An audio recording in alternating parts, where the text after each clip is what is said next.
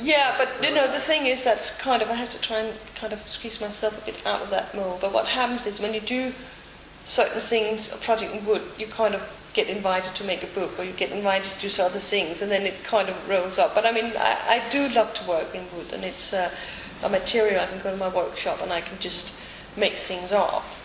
When I work in other materials, I tend to have model makers and outsource it. You know, I don't blow glass, or there's a lot of things I don't do, or I don't mold in plastic, and I have not embarked on those routes. But that doesn't mean that I'm not designing for other materials. You know, I'm just not.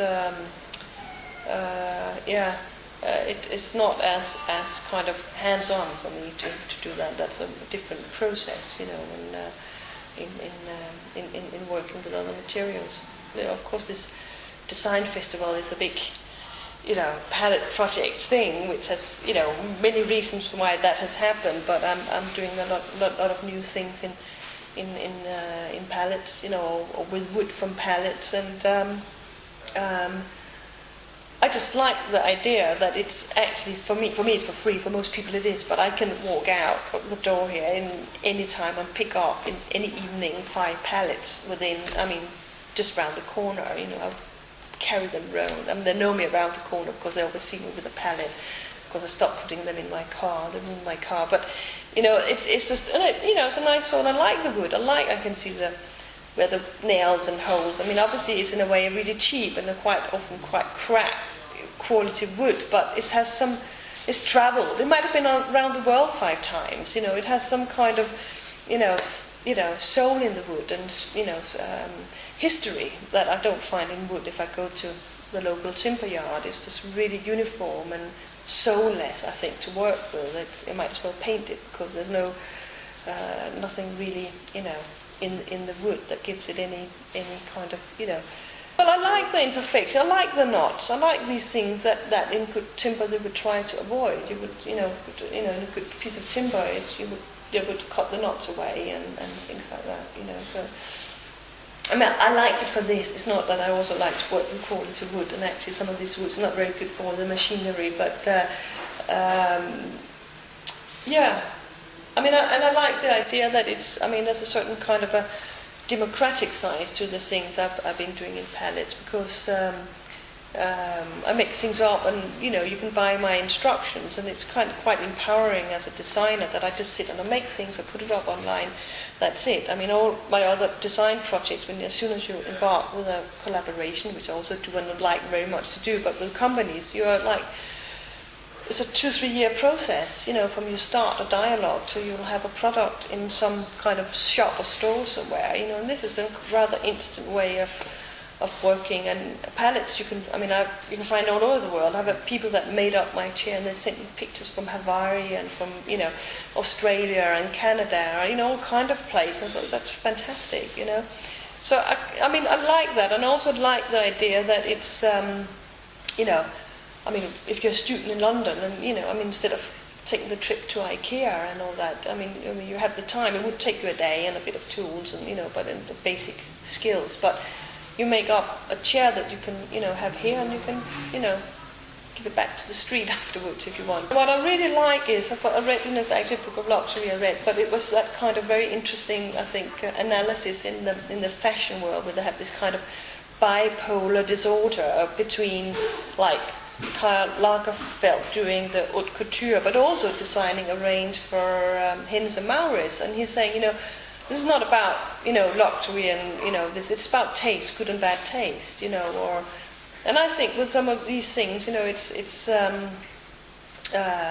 with my palette chair. I mean, I make some up myself that I would sell, because some people they just, you know, would like to buy it, and it would just cost whatever it cost me to make it, you know. And then all of a sudden it's not a cheap chair if I make it, because it takes the time it takes for me to make it.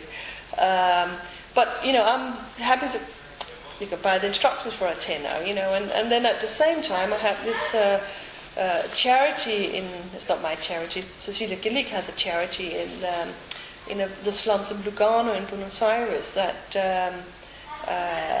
I gave permission for them to use my instructions, and that are keeping or they're giving unemployed people in the slums a source of income. You know, they're very successful, and they've produced, I mean, hundreds of the pallet chairs at this point. And I'm using also the opportunity at 100% Design to auction off a few pallet chairs that Gavin Turk and Cornelia Parker has customized to support the project in Lugano. I think it's it's very difficult to give advice. You know, I just think, we really need to be open. You really need to say, put yourself forward and get experience. And from my experience, the students that are just constantly busy doing anything they can get their hands on to do, you could just see that they're the one that will kind of end up doing well for themselves in design.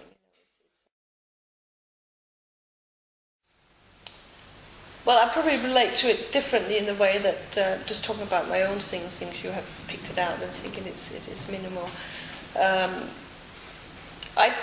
I mean, it's one thing I work with, and I think I've probably realized, because I've always been also questioned about being Danish, but living here, you just think it doesn't really matter where you're from or not. But I do think that I have a quite heavy influence of, I like things to be functional. For me, it has to have a function. I mean, you can probably find.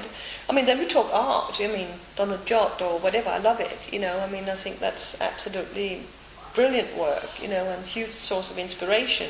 But that's art. And that's another thing. It's not meant to have a function. And but for me as a designer, I think, and also as you said, we're in a world where we just have enough. I mean, we need to kind of not create necessarily a new chair unless you bring on a different thought or thinking behind it. What's a chair that can do something more than the chairs you do, that they are better in terms of recyclability, or has some flexibility that offers some new opportunities or possibilities than you would find in existing chairs, or develop the new materials that makes them a source of interest, because I mean, for me, just another chair is not particularly, I mean, as also I'm saying, like looking at my Danish classic things is brilliant. What should I put in there?